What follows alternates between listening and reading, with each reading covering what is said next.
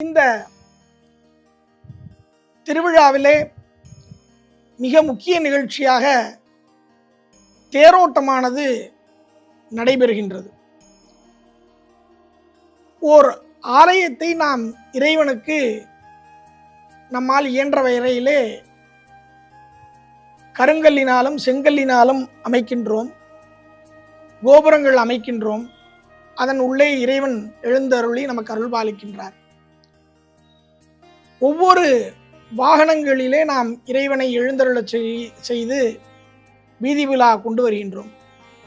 அந்த ஆலயத்தோடு இறைவனை அப்படியே தூக்கி சுமர்ந்து நகர்ந்து வந்தால் எப்படி இருக்கும் என்ற ஆன்றோர்களின் எண்ணத்திற்கு மரத்தினாலேயே ஆலயம் போல் எழுப்பப்பட்ட அந்த திருத்தேரிலே சிவபெருமானும் அம்பிகையும் அமர்ந்து அந்த திருத்தேரானது அனைத்து பக்தர்களினுடைய திருக்கரங்களிலே பற்றப்பட்டு திருத்தேரோட்டமானது நடைபெறுகின்றது.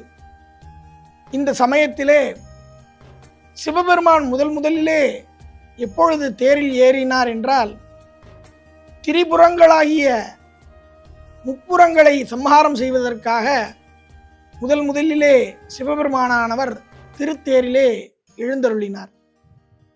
அவருடைய திருத்தேரிலே சூரிய சந்திரர்களே சக்கரங்களாகவும் 4 வேதங்களே குதிரைகளாகவும்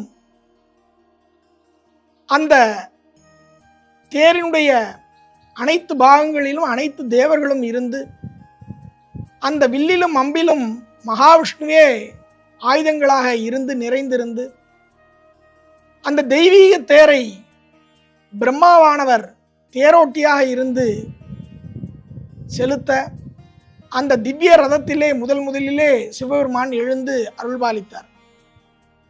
அதை நினைவு கூறும் வாயிலாக சிவபெருமான் இந்த திருத்தேரோட்டத்திலே நமக்கு எழுந்தருளி நம்முடைய ஆணவ கர்ம மாயா பாசங்களை அழித்து நமக்கு சிவஞானத்தை மிகவும் அதிகமாக வழங்குவார் என்று ஆகமங்கள் கூறுகின்ற வாயிலாக நாம் அனைவரும் இந்த தேரோட்டத்திலே கலந்து கொண்டு எம்பெருமான் சோமநாத பெருமானுடைய திருவருளையும் ஆனந்தவல்லி அம்மையினுடைய திருவருளையும் பெற்று உய்வோமாக.